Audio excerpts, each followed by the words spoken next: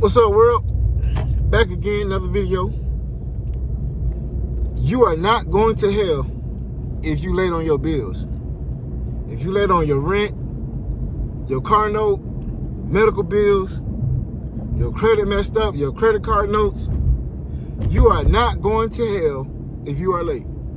God is not going to punish you if you are late. God does not frown upon you if you are late on your bills.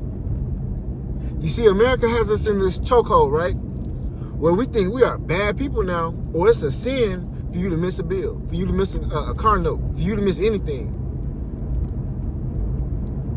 Finances are not linked to, or paying your finances is not linked to you being a righteous person. Especially if the contract that we signed in itself was not righteous. Let me say that again. Especially if the contracts that we signed were not righteous. What do you mean? Like people having car notes with interest, north of 14-15%.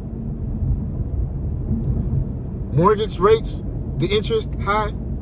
Credit card interest high. Inflation high. So you think God is going to punish you for unrighteous things that people are doing upon you and you can't keep up? That's what I mean. God is not going to send you to hell if you can't keep up. God is not going to send you to hell if, you can't pay your bills on time. So when I say that, to say this is relax. Do what you can. God will take care of the rest. Again, relax. Do what you can, and God will take care of the rest. Don't live in a perpetual state of fear that everything is crashing down and that's the end of it. Or everything is crashing down and now you're a bad person. It's okay. A lot of people are struggling more than you think, more than you know. A lot of people are struggling and they won't tell you. And a lot of times the reason why we're struggling is because we think we have to pay these bills. Miss a bill and watch how, miss a bill and change your mindset, right? About what you need to keep up with and start letting things go, or miss something and see that you have the money eventually, right? And you pay for it. Or you may be late and you pay for it. But think about the stress that relieves. See, when they say the root of money is all evil, or money is evil, I think this is what they mean, parts of it right here. When they say the root of the greed of money, but also money, just in any kind of sense. When they say that, I think of times like this, to where the evilness that money will bring, or the lack of having finances, right? The lack of it. The evilness comes from the evil that you may have to do to get those funds to pay for these things out here, right? Your note, your house note, your car note, bills, whatever the case may be. The evil that you may have to do to pay for those things, number one. And number two, the evil is the peace that is robbed from your mind. Again, the peace that is robbed from your mind is evil. The peace that is robbed from your mind of not having the finances. So now that you don't have the finances, now your peace is robbed. Now that's evil.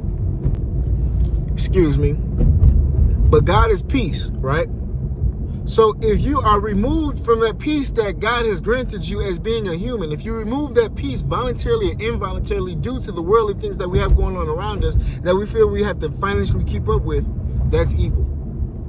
So that's why I say God is not going to send you to hell if you're late, but you're at peace.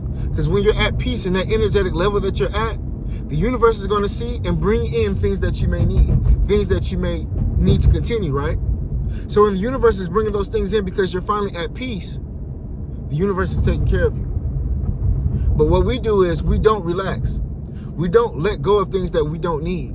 We stay locked up and chained up. And therefore, because we're locked up and chained up, we'll continue this perpetual state of fear. We continue this perpetual state of uncertainty.